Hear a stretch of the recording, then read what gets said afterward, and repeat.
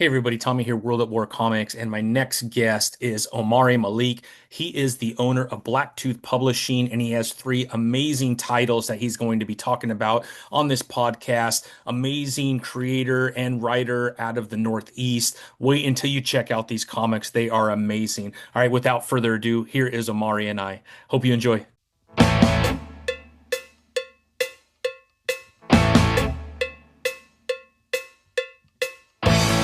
Hello, everyone. Welcome to World at War Comics. My next special guest, Mr. Omari Malik. He is the owner and founder of BlackTooth Publishing, and he's here to talk about three of his one-shot titles. Omari, how are you doing, my friend? Thanks for joining me today.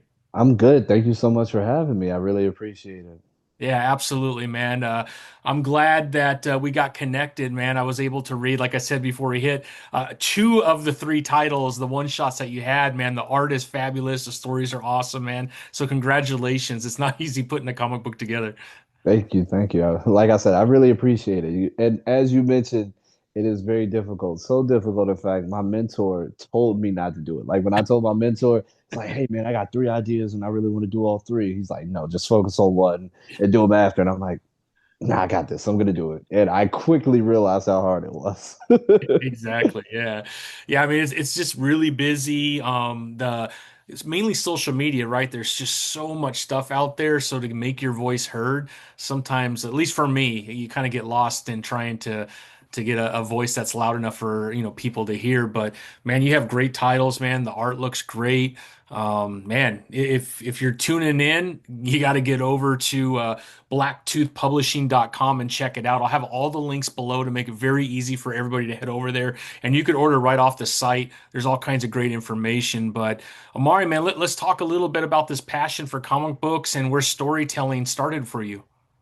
So I tell people I was kind of born in the comics. And when I say born in the comics, I'm a late '90s baby, and my dad was a collectibles fiend. So I grew up around baseball cards, Jeff Gordon figurines, long boxes full of comic books, like all that '90s like stuff from whether it's Milestone or the early Image stuff, and like the Chuck Dixon and Denny O'Neil era Batman stuff in the '90s. So I was always around that stuff. And then another thing is like I feel like I was a marketing person's like dream come true for a little boy, because if you made a toy, you made anything action oriented, like I was all about it. Like Yu-Gi-Oh, Beyblade, Dragon Ball Z, Naruto, Batman the animated series, just like all that stuff I was living for. So that's kind of where the love came. And then I joke and say like I was too dumb to realize working at Marvel and DC was a job.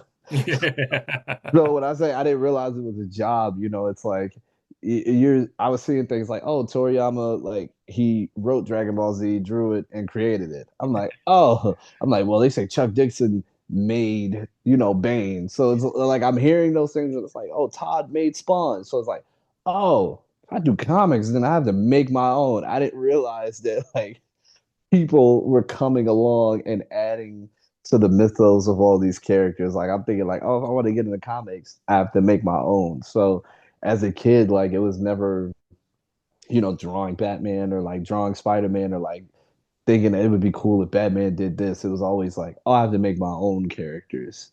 So, I was always doing that, like always into that. Kind of fell out of comics for a little bit, like most people do when you discover girls and things that are other distractions. But I got really into like punk rock and heavy metal and started playing guitar, and comics were always there, and like movies, and as the MCU became a thing, like that stuff was always there. And it was one of those things where I was the guy that was like, this is based on that comic, or it's like they got that from there.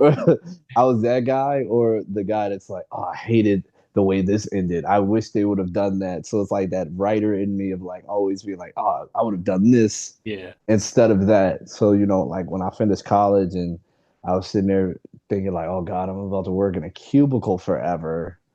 That's not what I want to do. That's when ironically the pandemic also hit. So I went back to my mother's house, grabbed those sketchbooks, and was like, no, I want to do this comic thing. Like if ever there was a time to, to hit the ground and figure it out and put some stories together, that's kind of what I did. Yeah, yeah. Well, congratulations, man. A lot of Thank people have you. the idea to actually make it happen. It's not easy. We were just talking about that before we hit record. A lot goes into putting a comic book together, and it costs more than you make normally at the beginning. Yeah, Yeah, so it better be a passion because you're going to be spending a lot of money on that passion. for sure. For sure, man, for sure. Mhm. Well, let's talk a little bit about your titles because we were also talking before we hit the record button. You were pretty ambitious, and you went for three separate titles all at once, my friend, and they're all great, man. So Thank congratulations on that. The art looks fabulous. I'll go ahead and I'll throw up a few pictures. Obviously, we don't want to give stories away. We you. want people to get over to the site and pick them up. But maybe if it's okay, I'm going to share just the cover page because Yeah, it for- does show all three of your characters, and they could get at least an idea of the visual and the artwork. But here it is right here. Here's the BlackTooth Battalion right here. These are the three separate characters for Snakebite, Dogpile, and Adastra. mhm. But yeah, man, this is awesome, man. Three separate storylines. And you really get kind of an idea of who these people are, where they're coming from, their power sets. So I'm thinking a lot more is coming, Omari, just because of the way that these have ended, man. It sounds like we understand who they are. Now we're going to start to see them do a bunch of stuff, huh? Yeah, that's definitely what it was all about for me. It's like I go back to, things that I grew up with. And when I say things I grew up with, and then a bit of like the history of comics, like I was a kid that was in the grocery store getting Shonen Jump magazines. And Yeah, you get one, it had a Yu-Gi-Oh, a Bleach, a Shaman King, yeah, and you also go back to the original days of comics where like Detective Comics and Amazing Fantasy were anthologies. yeah, So, you know, that, and then like I'll even throw it back to like, being a late 90s kid and watching things like What a Cartoon and all those, shows where Cartoon Network and Nickelodeon were figuring out what cartoons to launch. So they did, yep, those short, like those blocks where they were debuting a bunch of shorts. So that's kind of what I wanted to do with the battalion. Like I wanted that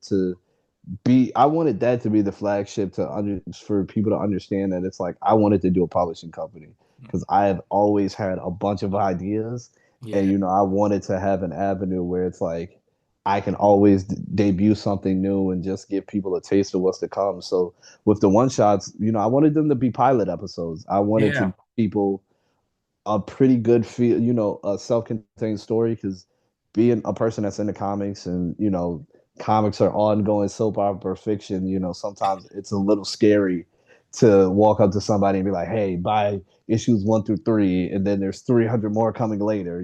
Like I wanted to give people something, especially for them not to know what it is. Like I like you mentioned, like before we were talking, like it's hard to market. It's hard to get people on board with something super new. So, I wanted to give people a self-contained story, something they could sink their teeth into, something where I could show my skills as a writer, show my versatility, and show what the characters are all about before we do those first arcs, those first mini series or what might be an ongoing and things like that. yeah. I love it. I love it. Well, here's the site, and here's your publishing company, BlackTooth Publishing. I'll put this link below too. If you scroll down on the bottom, all kinds of really cool stuff down here to get to know Omari, what Omari is all about. Obviously, all the different titles, all that great stuff, man. So you could purchase from here. Yeah, congratulations on this too, Thank man. you. Thank you. Yeah, here's that cover right here. You can get the physical stuff, all that good stuff, man. Looks tight too. I appreciate it. Yeah. Yeah, so I'll put this below, make it really easy for everybody. But that looks awesome, man. So talk about the three individual one shots, the three separate characters, how you came up with them, and how long you've been sitting on these stories. Like, did you like develop them over a certain amount of time, or were literally you just sat at a table during the pandemic, like most of us did, and just started writing out ideas? So it's a mix of a little bit of both. So I'll go in order that they kind of appear in the book. It starts with Dogpile, then Adastra, and then Snakebite. So Dogpile is like loosely based on like an African folk tale about a man with 7 dogs. Like, I read that. I was like, a man with 7 dogs. I was like, that sounds kind of cool. And for me as a writer, one thing that like I nerd out about when it comes to writing is something that is about something, but not necessarily like the story is a metaphor for it's really about. Like, and for people that might not understand what I mean, I look at something like if you've ever seen a horror movie, Talk to Me. Talk to Me is like about demon possession, but it's really a story about experimenting with drugs and things like that. Like I'm very fascinated about, being able to write something symbolic or metaphoric. So like with Dogpile, I wanted to write a story about grief, so without spoiling it too much for the main character, well, without spoiling too much about the story, it's about the main character. He loses his family in a mysterious accident, and now alongside seven dogs, he's trying to navigate through life. And like I said, it's like for me a metaphor about grief because you lose something. A lot of us related and grab onto something else as we're trying to navigate life and do what we were supposed to do before all this happened. Before he lost his family, he just wanted to be a good person. He wanted to save the day. Then he lost his family. He found this new thing, and it's like I still want to save the day, but I'm dealing with the trauma and the flashbacks and just like trying to recognize what's in front of me, even though the way to where I want to get might be a little bit hazy. So that's kind of like what that story is about for me, and kind of like what I related to, where it's like he's appreciative of the new family, he's very protective of it, but then he's also appreciative of everything around him, and he still gets hit with those moments of grief, unexpectedly, like when it might be just a fun day enjoying the park, or things getting thrown in your face, or a little bit of that Peter Parker where you're trying to do well and then the world around you is beating you down. So, you know, so Makes I guess I'll pause it there for Dogpile in case you wanted to jump in before and add Yeah, on to no, it was anything. awesome, man. Again, we don't want to give too much away from the story, but as you're reading it, like you said, it is a metaphor for something a little bit deeper. There's conversations that are taking place between him and those seven dogs, and it doesn't seem like anybody else understands what's going on. And you kind of wonder if is that a result of the grief that he's going through? Is that a power that he has as part of his power set? Because he does have a unique power set too that and once you get the book, you'll be able to check out, which is pretty Yeah. cool. But yeah, as you're reading it, man, you always look for that deeper meaning, and there's definitely something going on there. I don't know, maybe I'm looking into it too much, but No, something it's to think definitely about. there. Yeah, it's Yeah. definitely there. And like I said, I wanted because it's a pilot, one not wanting to give too much, but then give people a taste that'll keep them interested. Hmm. Yeah, absolutely. Well, let's talk a little bit about Adastra.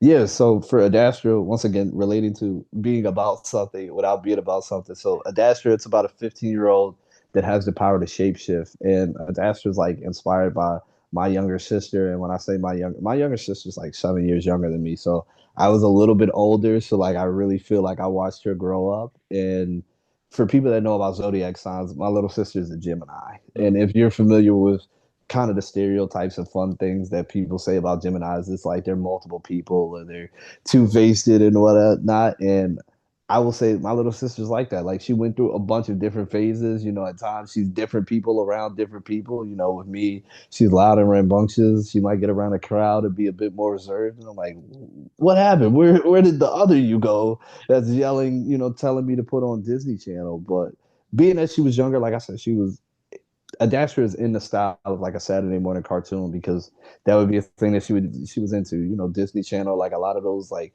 teenage drama sort of things. And also because she's a shapeshifter, I felt like an essential question at the heart of a story, whether you're a shapeshifter or not. When you are 15, when you're a middle child, you hear that you can be anything you want.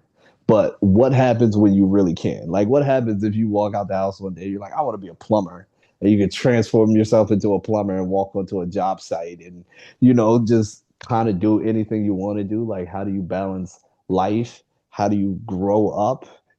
And like, what is that anticipation of like, I can't wait till I grow up, when you can sit there and age yourself up or age yourself down and kind of do whatever you want. So you see that, and you just see the shenanigans of, to me, being a high schooler and having superpowers. Because I always see it's not a thing that I hate in a lot of like teen fiction, where it's like everybody's always on the up and up, and the ones that aren't on the up and up, they're super bad and they're doing the worst things ever. It's like, well, just be a little mischievous, like cut a little corner, like you know do the things that most of us have done as teenagers where we're like, oh God, like, you know, not super bad where we're getting in trouble and we're menaces to society, but you do a thing or two that your parents wouldn't have approved of or wouldn't have been the best thing, but you're a kid, you're dumb, you don't know what you're doing. So that's kind of like what that story encompasses and kind of what I was going for there.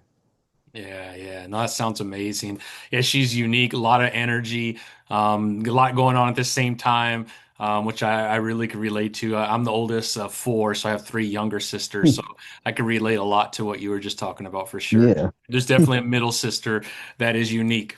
I'll Yeah, just say that, exactly. right? In her own way, right? Nothing negative, but she definitely kind of walks at her own beat for sure.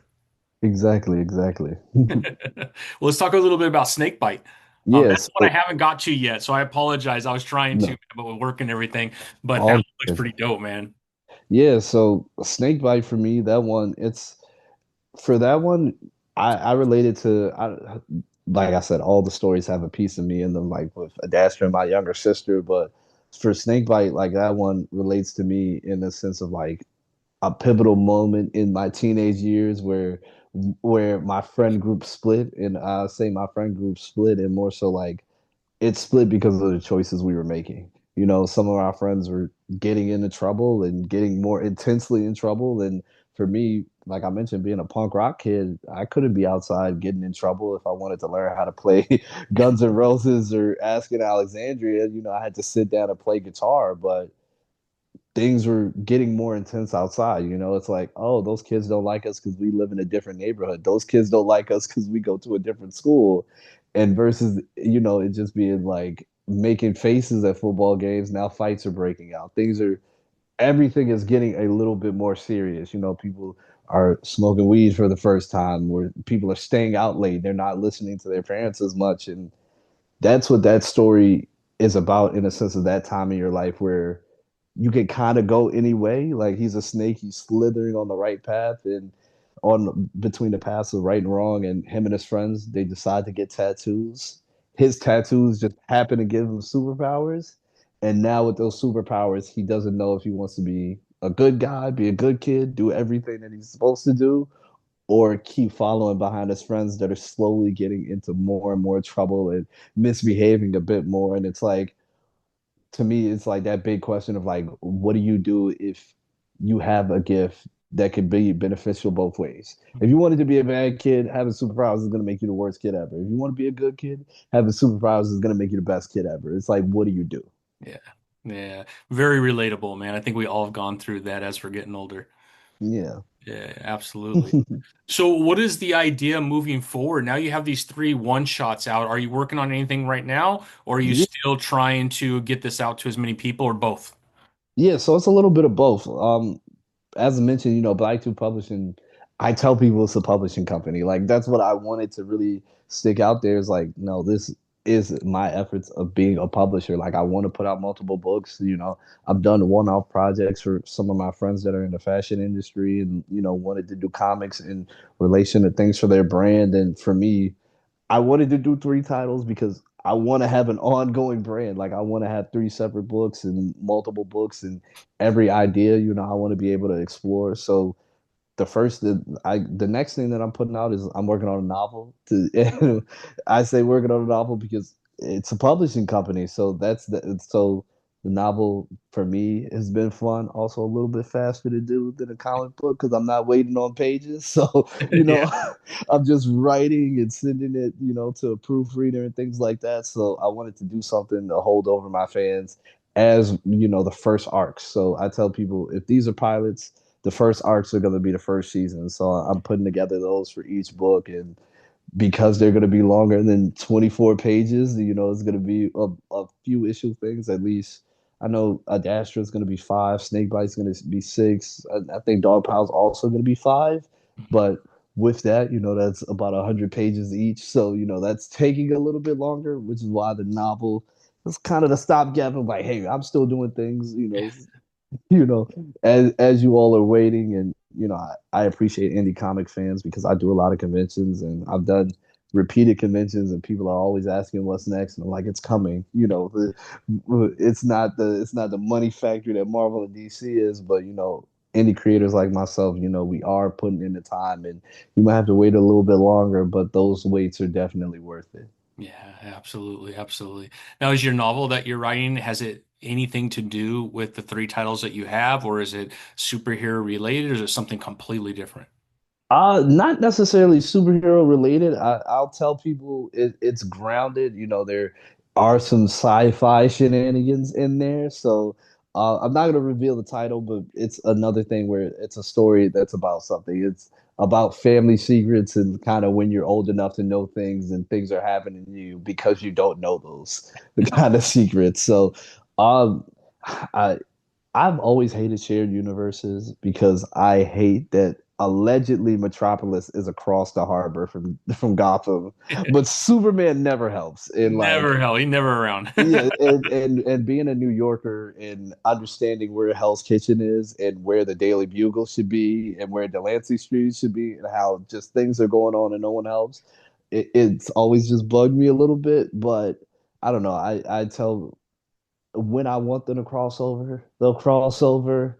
If people want to do the Pixar theory thing and say, "Oh no, it's all in the same place," they're just they're in different states. And even me, like I might throw in just some Easter eggs for fun or just do whatever. Like you might hear a Dasher's High School is playing against O's from Snake Bites High School in a football game just for fun, or just so I don't have to name another random high school. It'll kind of be that sort of thing, almost like what's his name, Kevin Smith. So how like all Yeah. that's how Jay and Silent Bob pop up everywhere, and just you know.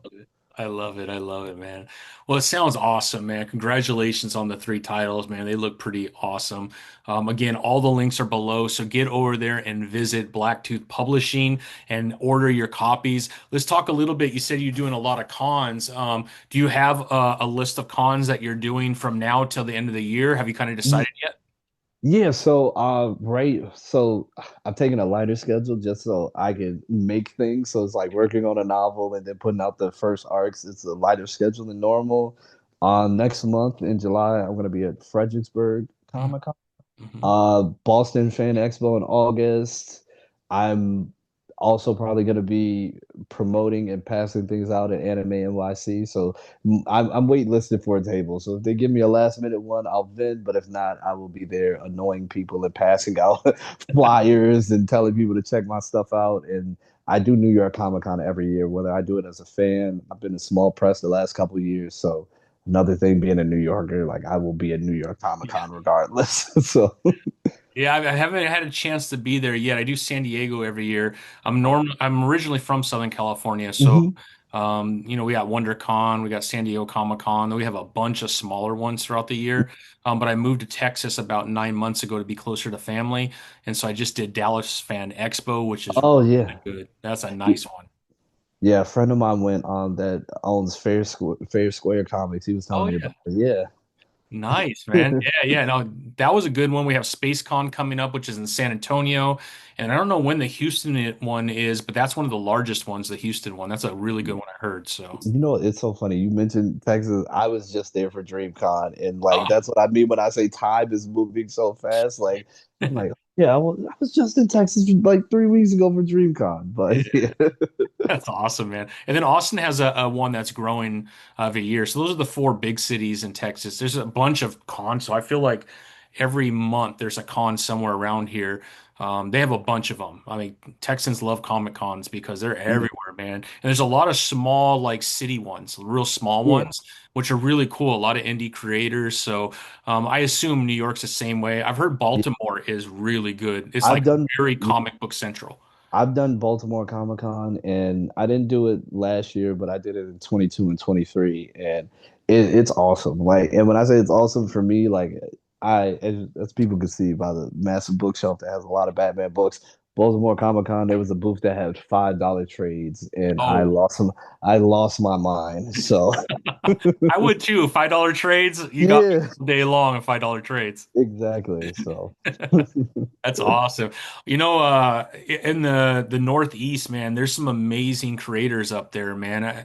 Dream Fury Comics is yeah, out there. yeah, Some of that's the what. best titles with some of the best artwork you will ever see. You got Tony who owns Advent Comics out of Yeah, Baltimore. Like there's some heavy hitters up there, man. Then my boy Al, who owns Comic Crusaders, who does a lot of yeah, podcasts and stuff. If you know Al, you know Al, man. He's yeah, awesome, man. He's crazy and he's awesome, man. I love that guy.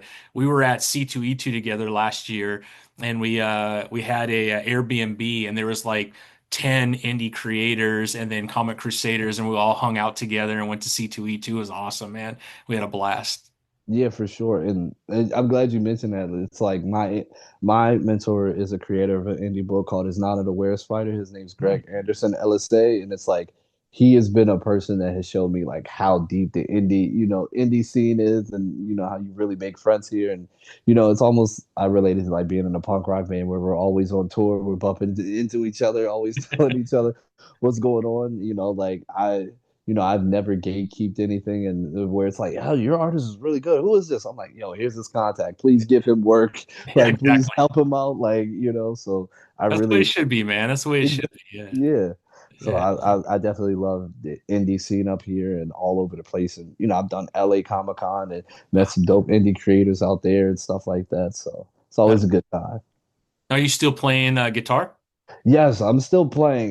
Not in bands, more so just like as I'm watching TV and bored. Like I'm watching The Simpsons and I'm playing along to The Simpsons theme song, or like Nice. just hear a nasty breakdown or a cool riff.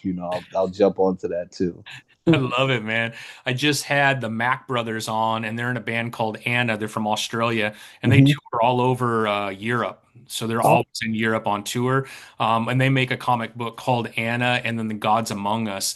And they're cool dudes, man. I have to connect you to yeah, sure. for sure, man. They're great guys, man. The Yeah. band is awesome, and yeah, they're rocking, and then they're selling their comics at the same time. So Uh, one of the yeah, brothers is up front selling comic books while the band is playing, and it's crazy, man. They're awesome guys, man. yeah, no, that's Hang out. surreal. Yeah, that even reminds me of like I still go to shows a lot. So like when I go to shows, if I'm because I've been in the scene a little bit, I could get backstage a little bit. So, I've always been in a heavier band. So I have like pictures like Corpse Grinder from Cannibal Corpse holding my books, Scott from Terror, a hardcore band holding my books, Yeah. Vincent from the Acacia Strain and stuff like that. Like, so ironically, there's a lot of overlap, which you would think, if you go back to bands like Kiss having comic books and Oh looking like yeah. Even superheroes. Slash is a Yeah, big comic book fan. In fact, I don't know if you're familiar with the Rippaverse yeah, out of exactly. Dallas. Yeah, yeah. Slash had a Rippaverse hat on the other like a month ago. He was walking around and it hit all over X and stuff. So Yeah, that's great. And I know that Eric, he used to be a screamer, so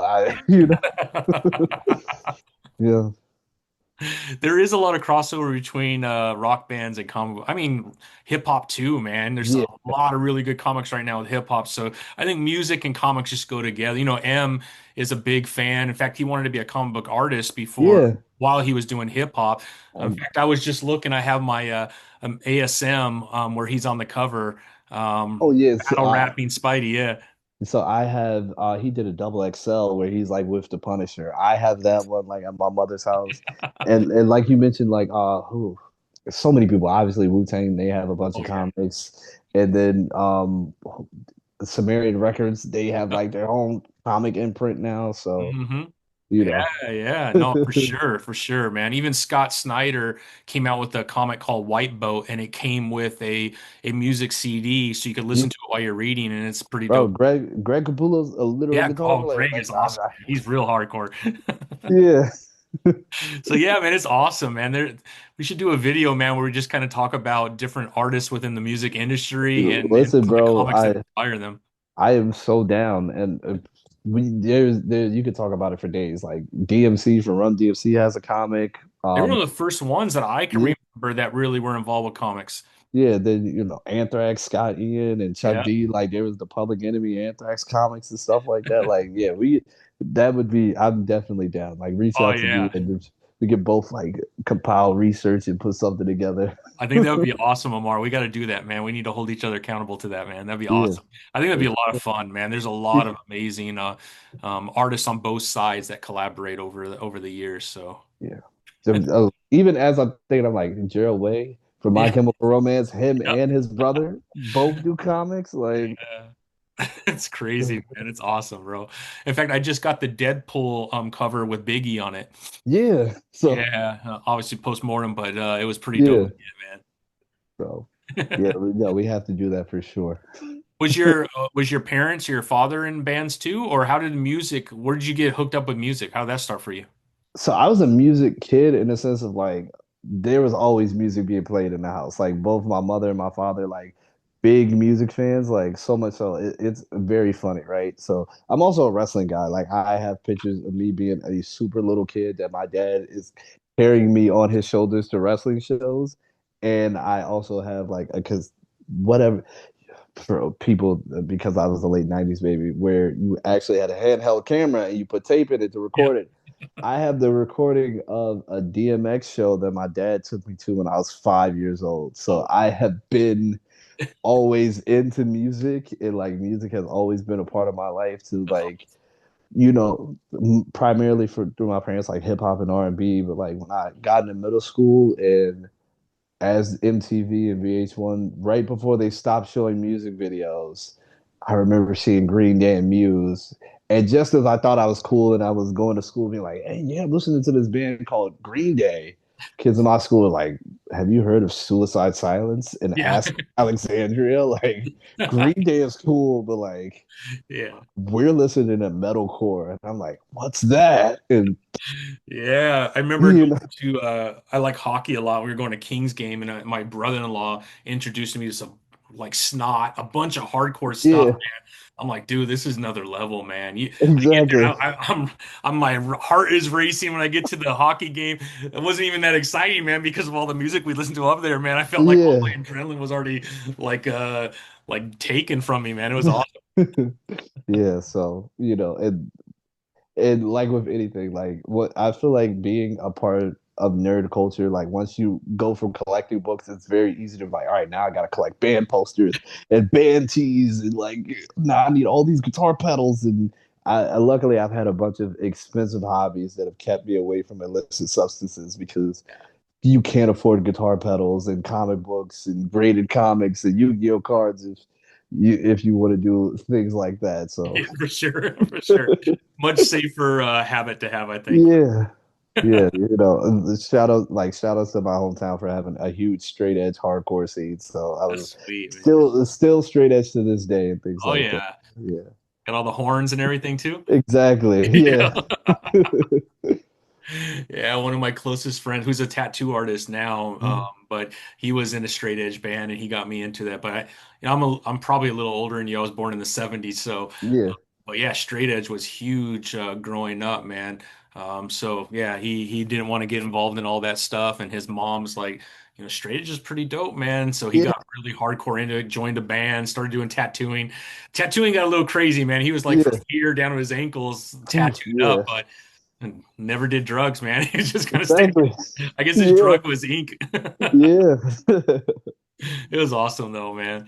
Dude, No. there's so much we could do, Omari, man. That's dope, man. I love it. Yeah, yeah, I definitely want to keep in touch, man. I really appreciate you having me. Like, this has been awesome, man. I like these conversations that obviously we can keep it about the books, but Sure. being able to network and have a good time and just being able to display my personality and for you to do the same, that's such a big part of branding in this day and age where it's like back in the day, Frank Miller, he could get away with wearing a fedora and being mysterious, us now people want to know who you are, man. They want to talk to you. They want to get to know you. They want to hear how you think and what you got going on. 100%, man. I think people like real. And Yeah, so that it shows who you are. And obviously, you could read your comics and you could kind of get an idea of maybe the type of person you are if you could understand what the story is about. But these kind of conversations, man, make all those connections. And people like that, man. That's the whole point of this podcast is just getting to know people and then let people decide, man, is that title for me or not, you know? yeah, for sure, for sure. Love it, Omari. Well, Omari, I had a blast meeting you, my friend. I hope this is not a last time. Seriously, man, we need to do some research and come back together and listen to Yeah, a podcast where we're just talking about music and comics and those I'm with connections that have been happening since I don't know when, man, since the 60s it. probably, but it'll be amazing, man. Yeah, I'm down, man. I'm definitely down. Awesome, Omari. Well, Omari Malik, owner of BlackTooth Publishing. I got the link below. Head over there, pick up these titles, man. They look dope. And if you're in that Northeast area and you're at Comic Cons, look for Amari. He probably have a table out there. Amari, thank you so much for joining me today. I had an absolute blast getting to meet you, and we'll be in touch, my friend. For sure. Thank you guys so much, man. Omari Malik at BlackTooth Publishing at Premium Artillery. My books are on Amazon. Like you said, my books are also on my website. But thank you so much for having me. I really appreciate it. As an honor, my friend. Thank you. Have a great rest of your week, man. You do the same.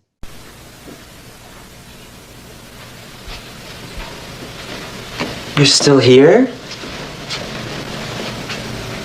It's over. Go home.